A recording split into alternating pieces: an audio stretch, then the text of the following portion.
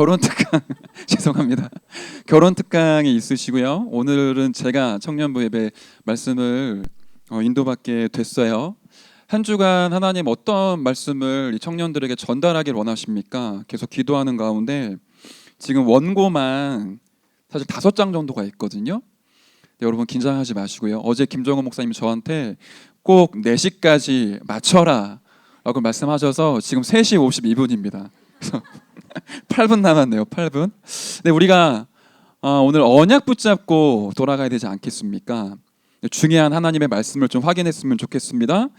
성경 한 군데만 좀 보도록 할게요. 시편 103편 1절부터 5절입니다. 시편 103편 1절부터 5절의 말씀입니다.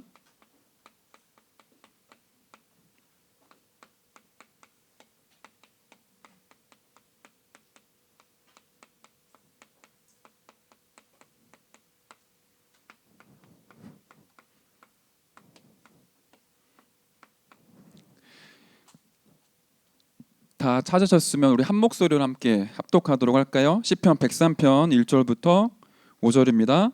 내 영혼아 여호와를 송축하라. 내 속에 있는 것들아 다 그의 거룩한 이름을 송축하라. 내 영혼아 여호와를 송축하며 그의 모든 은택을 잊지 말지어다. 그가 내 모든 죄악을 사하시며 내 모든 병을 고치시며 내 생명을 파멸로 속량하시고 인자와 긍휼로 관을 씌우시며 좋은 것으로 내 소원을 만족하게 하사 내 청춘을 독수리같이 새롭게 하시는도다. 아멘. 이 시편 103편은 다윗의 시이고요. 보시는 것처럼 어떤 상태였는지 모르겠지만 다윗이 자기의 영혼을 향해 명령을 하죠. 내 영혼아 여호와를 송축해라. 내 속에 있는 것들아 다 그의 거룩한 이름을 찬양하고 송축하라. 그러면서 3절부터 보시면 그 하나님 여호와가 나의 모든 죄악을 사하시며 나의 모든 병을 고치시고 나의 생명을 파멸해서 속량하실 거다.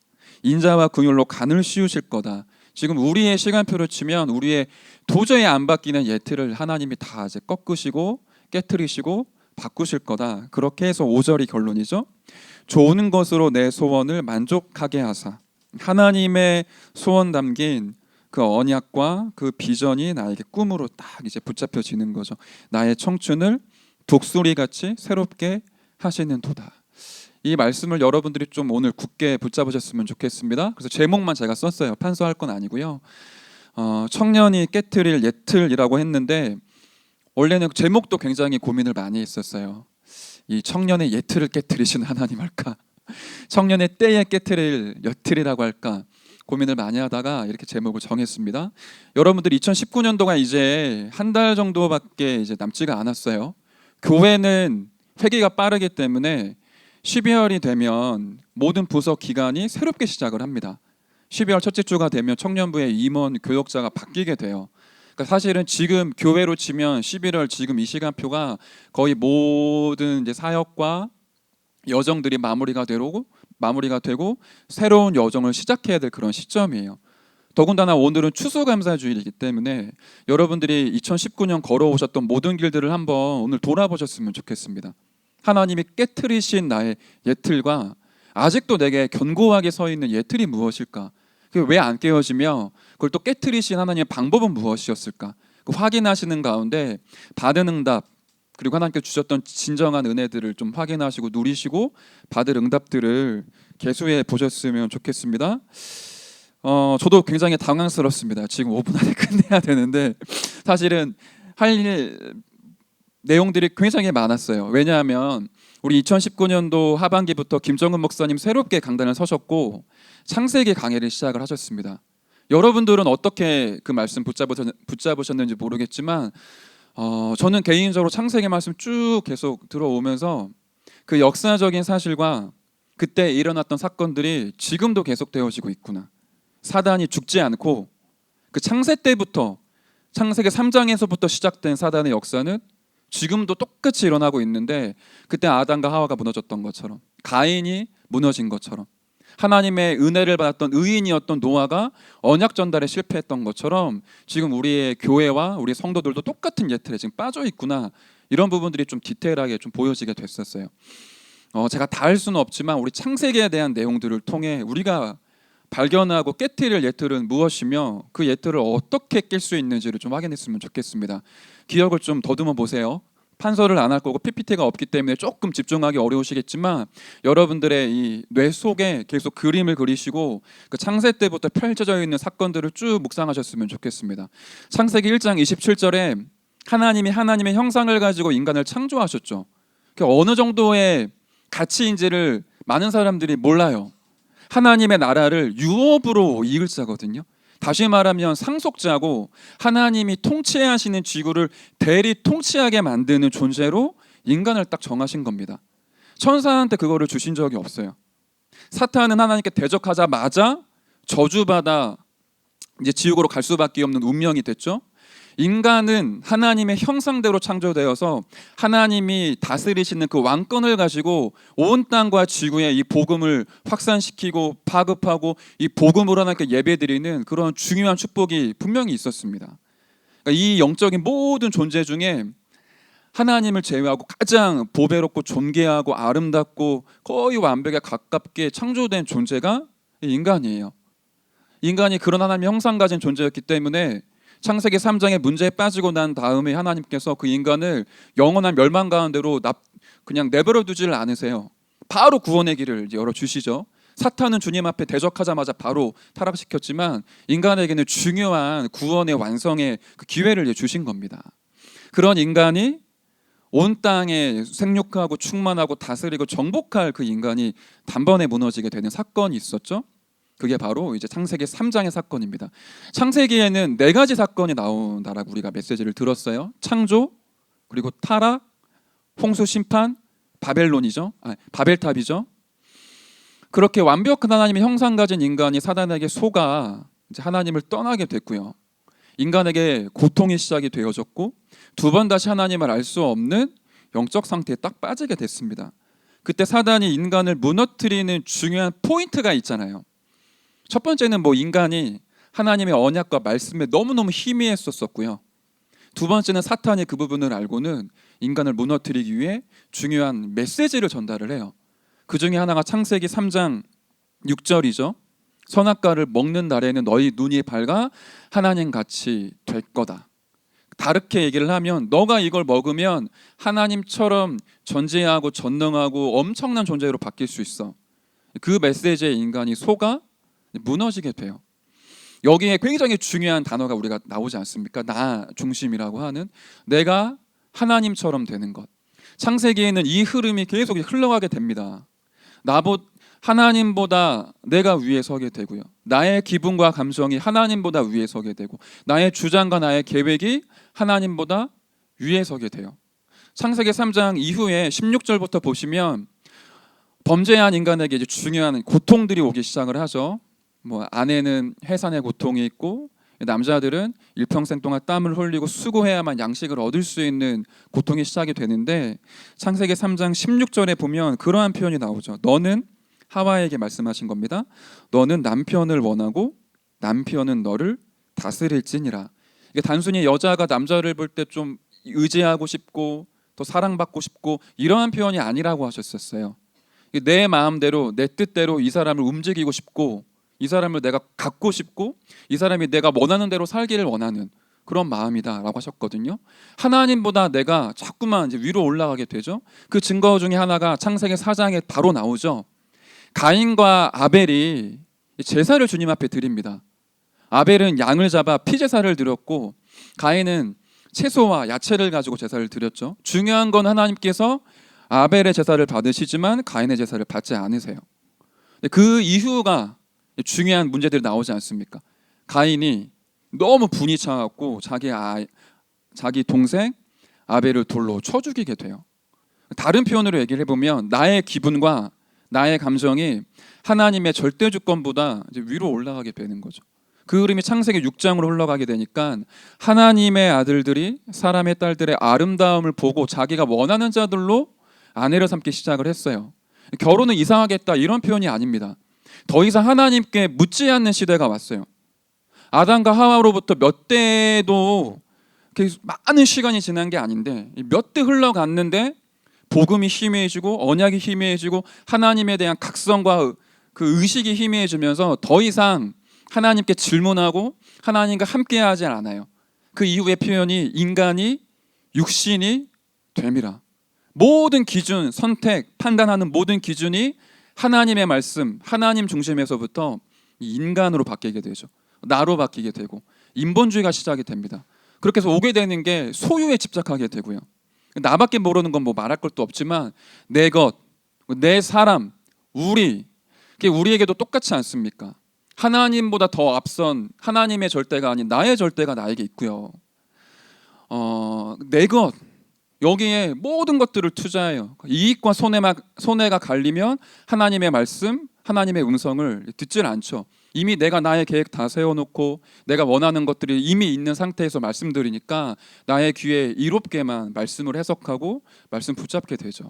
그리고는 오로지 뭐 내 사람, 나랑 맞는 사람, 우리 가족, 나랑 관계 있는 사람만 생각하게 되죠. 안타까운 건 렘넌트 운동도 진짜 이게 가슴에 한이 있어서 하는 분들도 계시지만, 내가 살다가 결혼했고 아이를 낳았어요. 내 아이가 너무 소중하고 가치 있고 너무 나한테 너무 가치 있는 존재이기 때문에 이 아이를 서밋으로 세우고 싶어요.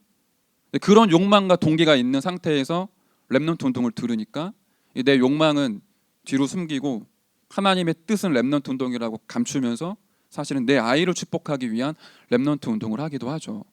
이게 우리 안에 지금 스물스물 들어오고 있는 복음을 희미하게 만드는 그러한 여정이지 않습니까? 그러니까 창세기에 일어난 사건이지만 지금 우리에게 동일하게 일어나고 있고요. 그러니까 이거 절대로 포기할 수 없는 그런 것들이 있는 거죠. 하나님 살아계시고 하나님 말씀 맞지만 난 이것만큼은 안 돼. 하나님 그래도 이것만큼은 내가 안 돼요. 나는 이거는 절대 안 돼요. 나는 원래 이런 사람이니까 너가 나를 이해해야 돼. 그런 게 사실은 없습니다. 인간에게는 절대라는 거는 주어지지가 않아요. 하나님에게만 절대가 있죠. 그 절대가 하나님의 절대가 아닌 나의 절대로 바뀌기 시작을 했고, 그 결과 언약이 전달되어지고 완전 복음이 지속되어지는 걸 계속 실패하게 되지 않습니까? 홍수 심판이 일어나서 창세기 3장의 모든 문제를 다 이제 쓸어버렸다고 생각을 했는데, 지면에 있는 모든 것들, 동식물들을 다 이제 없애고 새롭게 시작을 했는데 노아로부터 다시 창세기 3장의 문제가 불거지기 시작을 해요. 그 자녀가 저주를 받는 일이 벌어졌죠. 그 흐름이 창세기 11장까지 흘러가게 됩니다. 분명히 다 끝냈다라고 생각했는데 창세기 3장의 영적 문제가 사라지지가 않았어요. 그 정도로 사실은 이게 무서운 거고 심각한 거며, 인간의 행위와 노력을 가지고는 사실은 불가능한 게 창세기 3장의 문제이죠. 창세기 11장으로 넘어가니까 나에게 좋은 것, 나에게 합리적인 것, 세상 사회에서 봤을 때 이성적인 것으로 판단하고 그걸로 결정을 했지만, 그 결정과 판단이 하나님의 뜻과 완전히 정면 대치가 되어져 있었죠. 바벨탑을 하늘로 높게 쌓으면서 흩어짐을 면하자. 하나님의 원래의 뜻은 모든 하나님의 백성들이 흩어져서 이 복음의 말씀을 전달하고 현장에 하나님의 나라를 이루게 하는 게 하나님의 뜻이었는데, 나의 좋고 올바르고 합리적이고 이성적이고 객관적이고 아름다운 것으로 하나님의 뜻을 정면 대결하기 시작을 했어요. 하나님이 여지없이 바벨탑을 무너뜨리셨죠. 인간에게 지금 예틀이 생길 수밖에 없는, 우리에게 예틀이 생길 수밖에 없는 중요한 포인트가 있지 않습니까? 나라고 하는 것과 내가 소유하고 영적인 것보다 물질적인 것, 육신적인 것, 그 내가 이루어내는 것, 거기에 우리가 묶여서 하나님의 말씀 들을 수 없고 하나님과의 관계를 회복할 수 없는 어딘가 모르는 지금 함정과 틀과 올무 속에 빠지게 돼요. 그런 상태에 우리가 창세기 12장을 지난주랑 지지난주에 확인을 한 겁니다. 이런 똑같은 흐름 속에 있었던 아브라함이 하나님의 전적인 은혜로 빠져나오게 돼요. 그리고 하나님이 말씀을 하시고 축복을 하시죠. 너는 갈대아 우르를 떠나라. 그리고 복이 될 거다. 열국의 아비가 될 거다. 그 말씀을 아브라함이 붙잡고 나오기는 하는데 100% 하나님을 신뢰하지 못했기 때문에 이 늙은 나를 통해 어떻게 수많은 이 믿음의 자녀들이 나올 수 있겠냐, 그런 의심 때문에 조카 롯을 데리고 나왔고요. 가나안 땅 들어가면 응답과 많은 역사가 일어날 줄 알았더니 기근이 덮쳤어요. 경제 문제가 오니까 또 불신앙해서 애굽 남방으로 내려가죠. 내려갈 때도 재밌는 장면 나오잖아요. 제사를 드려요. 예배를 계속 드리면서 하나님을 불신앙하는 쪽으로 이제 인도를 받습니다. 그리고는 애굽에 내려가서 중요한 사건들이 터지면서 이제 갱신하는 장면들이 나오죠. 이게 우리의 모습과 너무 닮아 있지 않습니까? 성도들에게는 하나님이 없다 이런 근본적인 불신앙은 없어요. 근데 어느 불신앙이 있냐면 아무도 눈치채지 못하고 있는 숨은 불신앙이 있죠. 그 숨은 불신앙의 씨앗은 나의 것, 내 소유, 나의 물질, 나의 성취, 나의 성공 이런 것들이 내 안에 나도 모르는 사이에 깊이 뿌리 내리면서 하나님을 믿지 않는 숨은 불신앙들이 내게 점점 펴지게 돼 있어요. 여기서 빠져나올 수 있는 길이 우리에게 있겠습니까? 많은 사람들을 힘들게 하고 아프게 하고 나 스스로를 죽이는 이런 영적 문제 속에 어떻게 하면 나올 수 있습니까?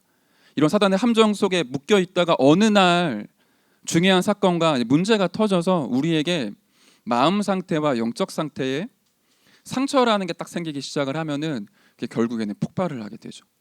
정신적인 문제로 나타나게 되고요.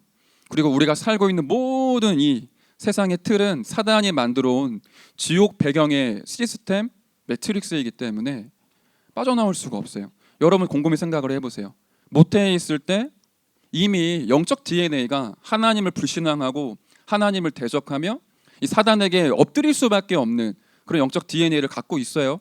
태어나고 눈 딱 뜨는 순간부터 세상의 시작이 됩니다. 나의 아버지, 나의 어머니, 나의 할아버지, 할머니, 유치원 선생님, 초등학교 교사, 친구들, TV에서 나오는 많은 여러 가지 내용들, 그 모든 것들이 딱 모든 거 다 있지만 복음만 깨달을 수 없도록 하나님만 알 수 없도록 만드는 시스템으로 완벽하게 딱 갖추어져 있어요. 그 틈에 저와 여러분 살아가고 있지 않습니까?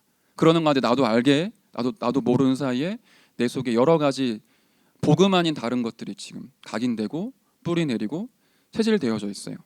이게 창세기에서부터 시작된 문제라는 거죠.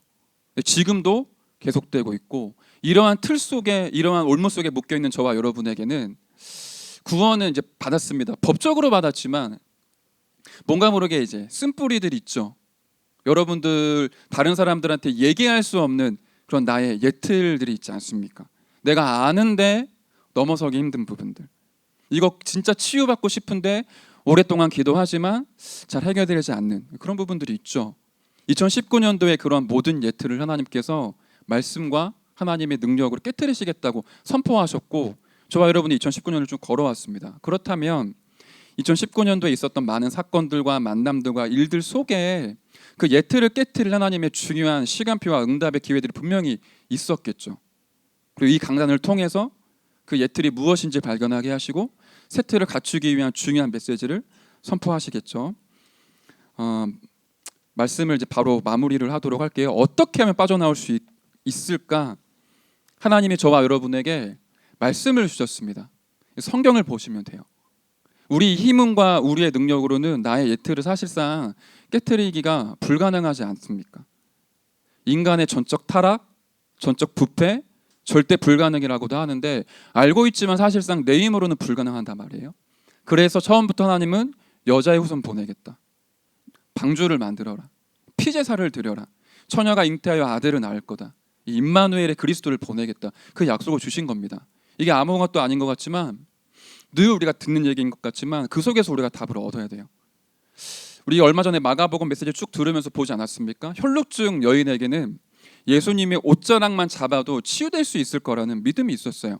단순하지만 깨끗한 믿음이었죠. 오히려 렘넌트들이 숨은 불신앙이 많다 보니까 그리스도 예수 이름의 모든 문제 끝날 수 있다라는 부분에 확신을 갖지 않아요. 그리스도가 모든 문제를 끝냈지만 나는 힘들기 때문에 뭔가 더 있지 않을까. 거기에 플러스가 되는 게 혹시 있습니까? 지금 복음을 잘못 이해하고 있는 거예요. 그리스도께서 저와 여러분의 모든 문제, 예틀, 상처, 집착할 수밖에 없는 부분들, 그런 모든 부분들이 십자가에서 등에 짊어지시고 죽으시고 부활하심으로 말미암아 단번에 다 끝냈다.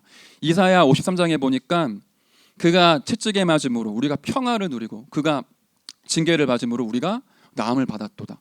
우리의 모든 연약한 것을 담당하셨고 짊어지셨다라고 분명히 기록되어져 있어요. 그럼 일단 우리의 모든 예틀은 십자가에서 끝났다. 그리고 그 앞에 아무것도 부끄러움 없이 저와 여러분들이 하나님 앞에 진짜 인정하고 서야 됩니다. 하나님, 저는 안 되어지고 내가 갖고 있는 예틀은 견고합니다.